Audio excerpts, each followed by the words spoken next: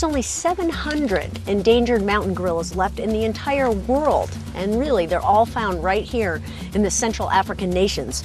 But there's about 360 of them in the mountain ranges which we're in right now. So we're on our way to find 14 of them.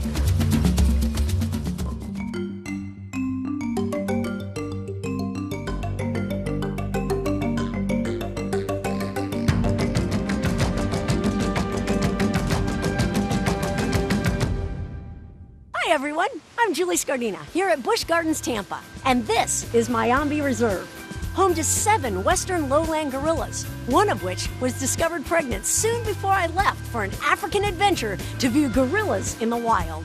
Back in 1999, I visited the Central African Republic in search of lowland gorillas, and even though we discovered footprints and food, I never actually saw the gorillas. So recently, when I had the opportunity to visit Rwanda, I jumped at the chance to return to Africa, this time to visit the very endangered mountain gorillas. In the next 30 minutes, you'll witness several life-changing events as we follow the emotional story of Kashina through her pregnancy and explore all that it takes to prepare for a new baby at Mayombe. And you'll join me on my journey deep into the Rwandan forest to see if I'm successful on my second attempt to find gorillas.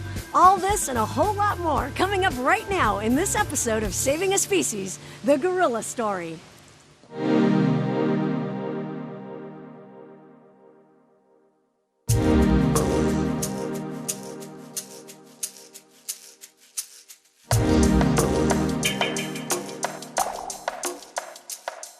Since Busch Gardens Mayombe is such a beautiful habitat, you'd think it would be the perfect romantic setting for gorillas, right? Well, sometimes it's as much about chemistry. And it wasn't until a gorilla named Senzu arrived from the Denver Zoo that things really started to get exciting. Sure, the possibility of a gorilla baby at Busch Gardens is thrilling, but the staff knows it's so much more than that. They're critically endangered in the wild, so anything that we can do in a zoological setting is going to help them ultimately in the future. So there are reasons to celebrate. It marks a step forward in gorilla conservation, and it will be the first gorilla birth ever in Busch Gardens' 46-year history. That is, if everything goes smoothly.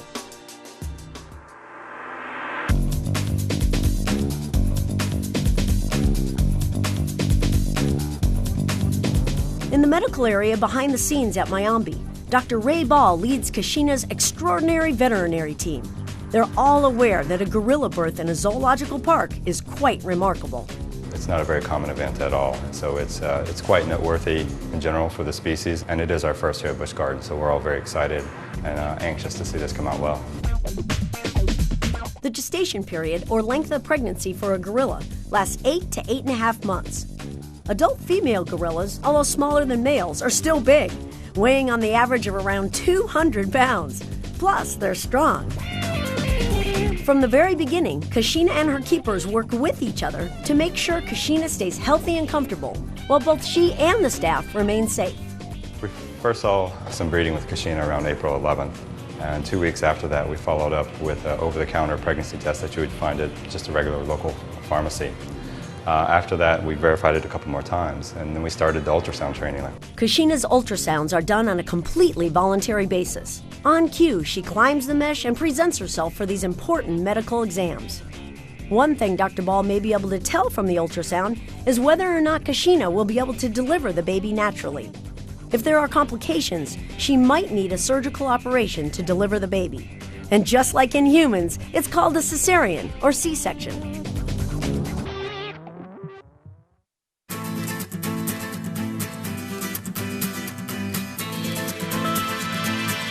We really couldn't see anything until she was about 6-8 weeks into her gestation. And we wanted to try to follow it the best we could and see if there was anything we needed to do to help us plan for a cesarean, a natural birth, or just something to help her along.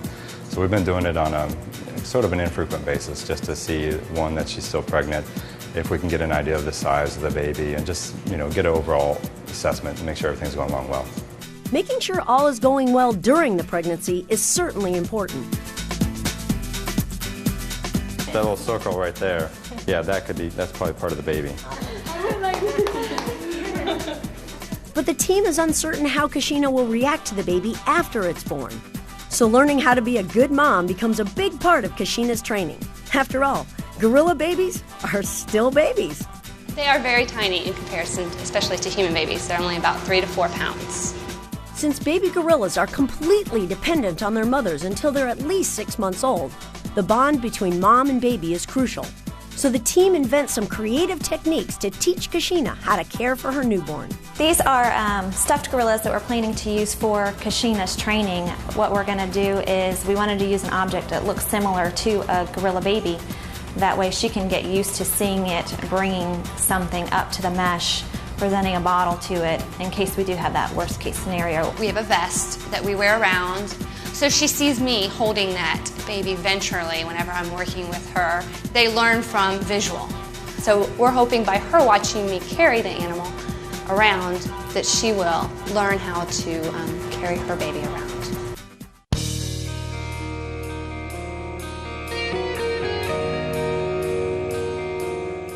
But what if Kashina doesn't respond to her baby? Then the team would switch to plan B. Of course, we would hope that Kashina is a great mom and does everything that she needs to do and raises it wonderfully. Worst case scenario would be she's not interested in it at all, and then we would have to step in and start caring for it until we were able to put it back with her. There's a lot of preparation for after the baby's born, but first we have to get through the pregnancy.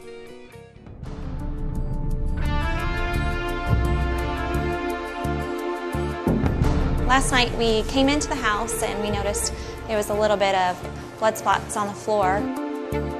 So we called our vets right away and they told us to go ahead and separate her down and keep a close eye on her.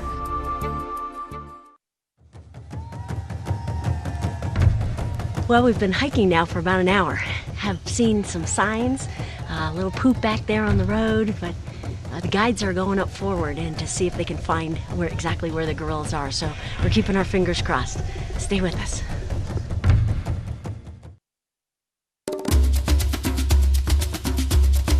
Mayambi Reserve is a great place for anybody to come and get an up-close look at gorillas. And over the years, we've been involved in some pretty amazing experiences with them here at Busch Gardens. But you know, regardless of how incredible these experiences have been, I don't think anything prepared me for what I was about to witness in Rwanda.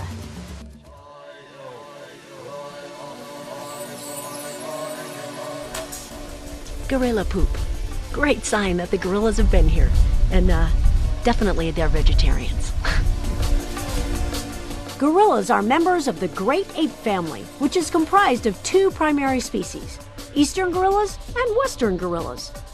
The eastern gorilla is made up of 2 subspecies, the eastern lowland gorilla and the mountain gorilla. And the western gorilla's 2 subspecies are the western lowland gorilla and the cross river gorilla. Gorillas are found in rainforests, swamps, or in the case of mountain gorillas, the higher altitudes of Central Africa. Our journey starts here in Rwanda, and after my unsuccessful search for gorillas a few years ago, I'm filled with anticipation. Our guide, Anna Klett, preps us on the limited amount of time we have. The maximum time we have to spend with the gorillas is only 1 hour. This is because we want to give them time to deal with their daily or usual activities, like looking for food. If they need to copulate, they will have time, because these gorillas, they are used to people. They can even stay with us the whole day. They don't mind. But staying with people the whole day will not be good for them, because they will forget what they have to do, which is not good for the conservation. So we head into the forest to look for gorillas. But I just have one minor concern. Will we see stinging nettles on the way, or not until we kind of get right near the gorillas?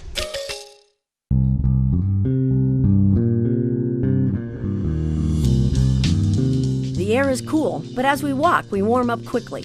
Not long into the hike, I think about how significant this opportunity is. There's only 700 endangered mountain gorillas left in the entire world, and really they're all found right here in the Central African nations.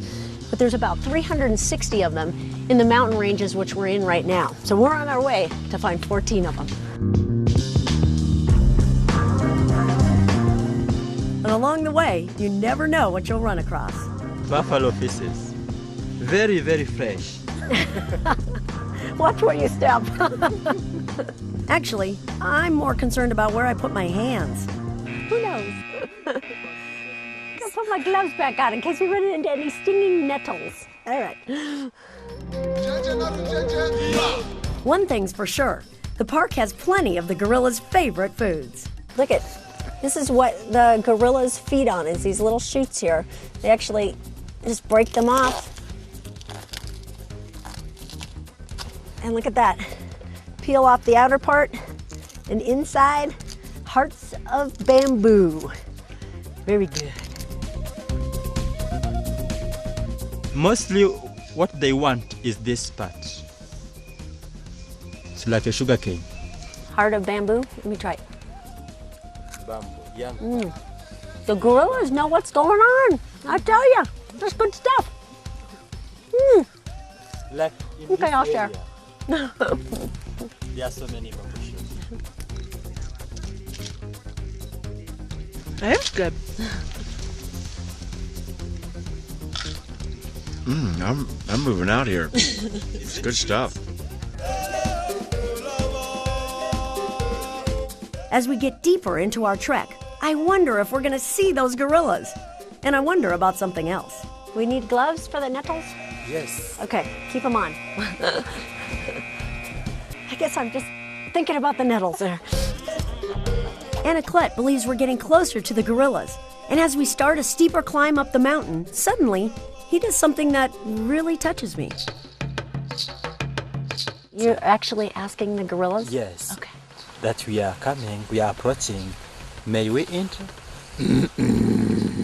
And what if they say no? What happens? If they say no, they can.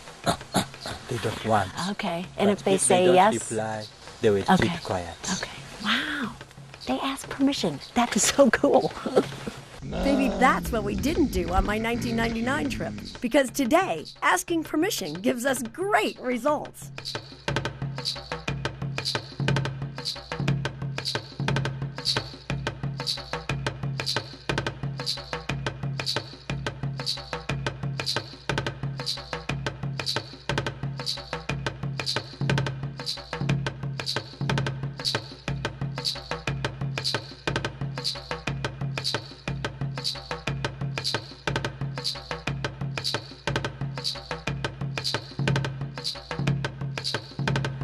This is absolutely amazing.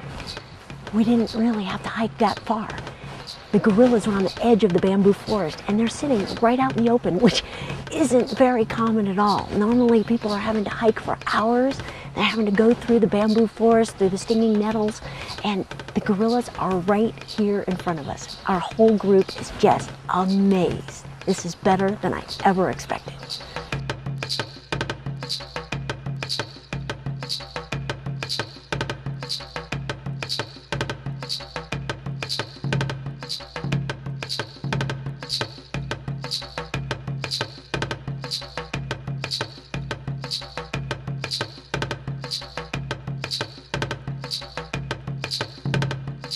The silverback is 5 yards in back of me right now. He is the largest male of this group.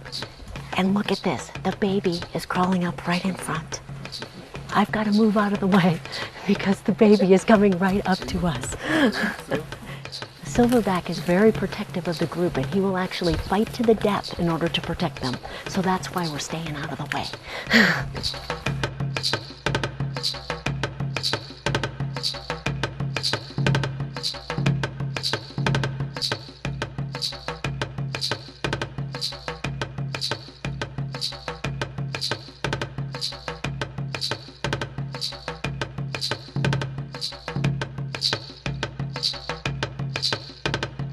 The biggest and strongest gorilla actually becomes the silverback, the leader of the group. and he wasn't really hanging out too much with the rest of the group. We saw him walk by once, but he was still on the lookout while the others were resting. And what's most interesting is he was the first one to take off, so he led the group out. They just got up and followed without too much communication. They knew it was time, and the really interesting thing is this guy here. He's the assistant to the leader, and he stays behind to make sure everybody is gone and that everything is safe. You got the leader in the front and the assistant in the back. What a system.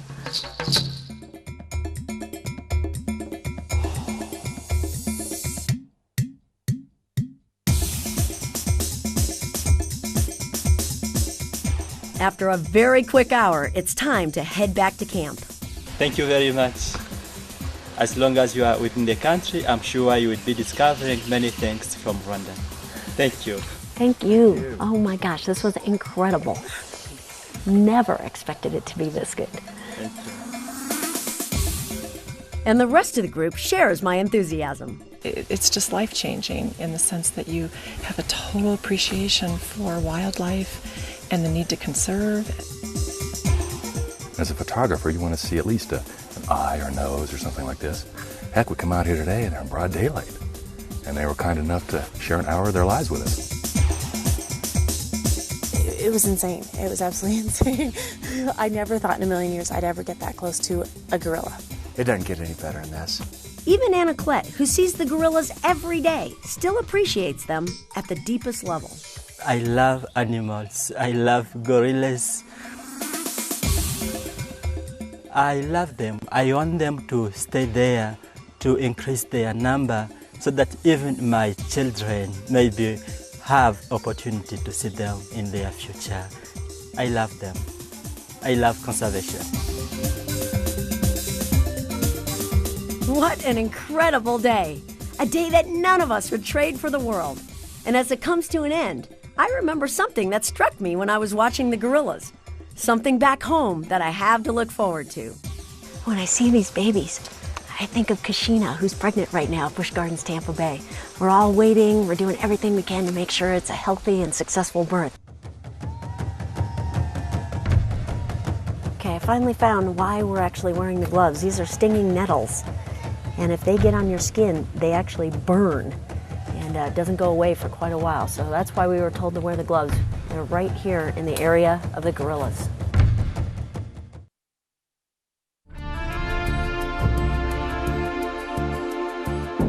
As Kashina nears her expected delivery date, the team notices signs that there may be a problem. Her veterinary staff responds immediately under the direction of Busch Gardens vet, Dr. Ball. Suddenly, the moment the team has been waiting for is now filled with apprehension and concern as the scene unfolds minute by minute.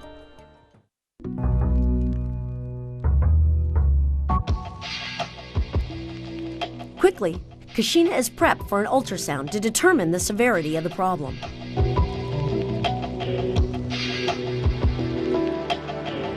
I think that's the heart. I'm not seeing any movement at all, guys.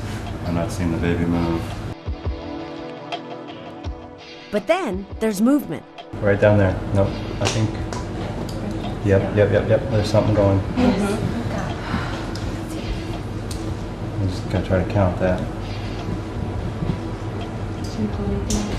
Somebody give me a start.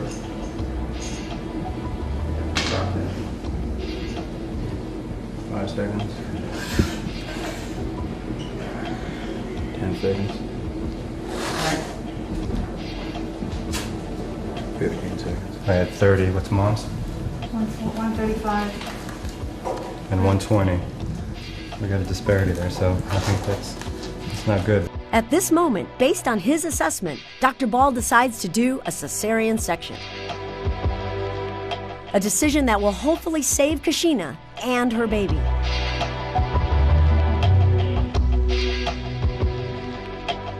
Preparations are made to do surgery in the OR.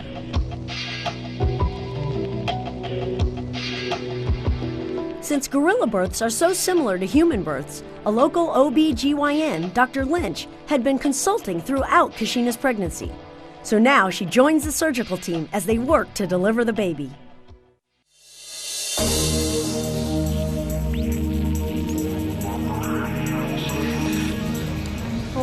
Good. And then the moment we have all waited for. A healthy, hefty baby boy. Baby Belingo has finally arrived.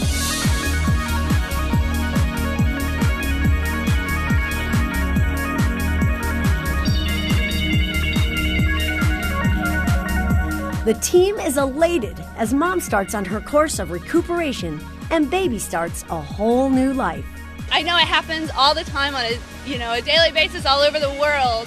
Babies are born, gorillas are born, the chimps are born, but to just be there and be able to witness the C-section and have this baby, almost 5-pound gorilla, come out, and he was alive and everything was going to be okay.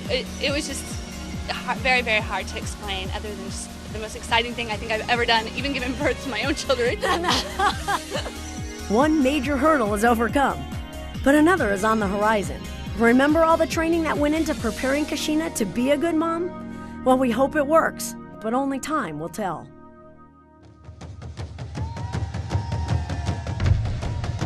For the last 8 years, we've actually supported a program in the Congo called Mbeli Bai. And even though those are lowland gorillas as opposed to these mountain gorillas, it's all information that's added to what is known about gorillas. And as a matter of fact, just a few weeks ago, it was discovered at the Mbeli Bai project that gorillas use tools for the first time that was ever documented, which is a pretty amazing thing. Our guide told us that this is actually a type of squash, which is elephant food, but that the gorilla babies use it as a ball toy. Now, if that's not human, I don't know what is.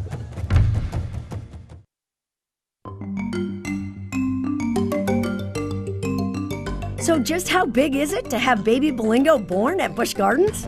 Absolutely huge for us. This is the first gorilla birth at Busch Gardens in Tampa, so we've been waiting for this for quite a long time. So as you can tell, everybody's really pumped up. We've had the veterinary staff and the zoological keeping staff, the animal care staff probably involved with it the whole time. So finally, we get to see the baby, and the baby's here, and it's nice and healthy, and we couldn't be happier. In the 10 days it took Kashina to recuperate from giving birth, the Busch Gardens team cared for Belingo 24/7, all the time wondering, how risky is it to introduce Kashina to her newborn son?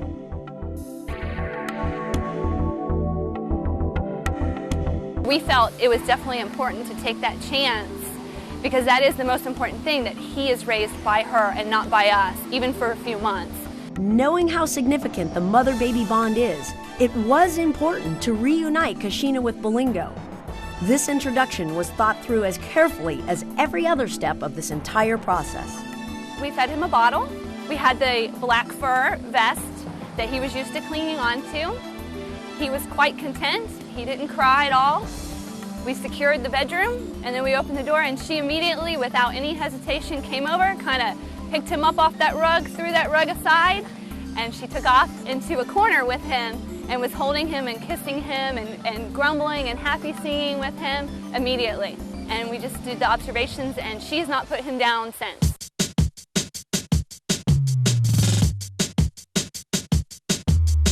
And that's a good thing, since gorilla babies stay close to their mothers until they reach 4 to 5 years of age. This relationship is instrumental in the well-being and healthy development of young gorillas. Dr. Chris Whittier knows the reverse side of this all too well. As a field veterinarian with the Mountain Gorilla Veterinary Project in Rwanda, he sees the results of orphan gorillas firsthand. But the mutual benefits of information shared between programs like MGVP and zoological parks is apparent to Chris. We're very fortunate with this wild population because so much is known about gorilla medicine from zoos. So, we have the basic anesthesia protocols, and we have some idea of what normal blood values are and all of those sort of things. So basically the veterinary medicine that's been done with zoo gorillas is a very good starting point for us. And yeah, there are some subtle differences with these gorillas, but not a lot. In return, information from programs like the Mountain Gorilla Veterinary Project may lead to techniques that help preserve this extremely endangered animal. Threats such as habitat loss, hunting them for bushmeat, or poaching the parents in order to abduct the babies remains a challenge. Believe it or not, snares like this are still being used to trap wild gorillas. orphans are still found. And that's how Chris came to know this eastern lowland gorilla, a 3-year-old male that had been taken from his family and was malnourished and traumatized. Chris hopes to rehabilitate him and return him to a family group when he's older. But there are some bumps in the road. You know, a lot of people imagine that it must be, great to have a baby gorilla in the yard. And yeah, sometimes it's great, but it's also, it's an animal that shouldn't, be living in the yard. And he's quite a handful. He's almost 70 pounds now. And he's probably stronger than I am. I liken him to, a 3 to 5-year-old child that's as strong as a 30-year-old man. So he's quite a handful.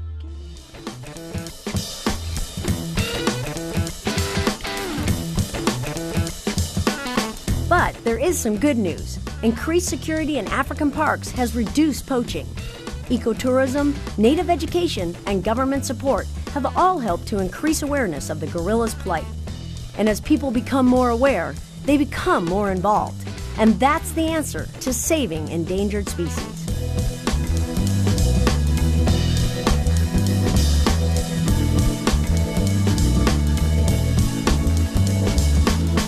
Back in the U.S., we can do our part in conservation through education.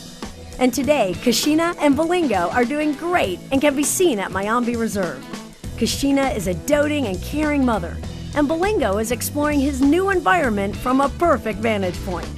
They play a big role in educating guests about gorillas, and what we learned from Bolingo's success story can be shared to help other zoological parks. I am in the middle of working on a paper to hopefully present at the AZA conference, and we want to talk about what worked for us with Kashina. So hopefully other facilities can take what we've used with her, and maybe if they need the same situation, they can use some of the same things. From Africa to America, we work together to save one species, because all of them are crucial to the health of our planet. I think it's safe to say that if the gorillas weren't part of this forest, there would be much less interest in protecting it for the other animals, and the whole ecosystem would suffer.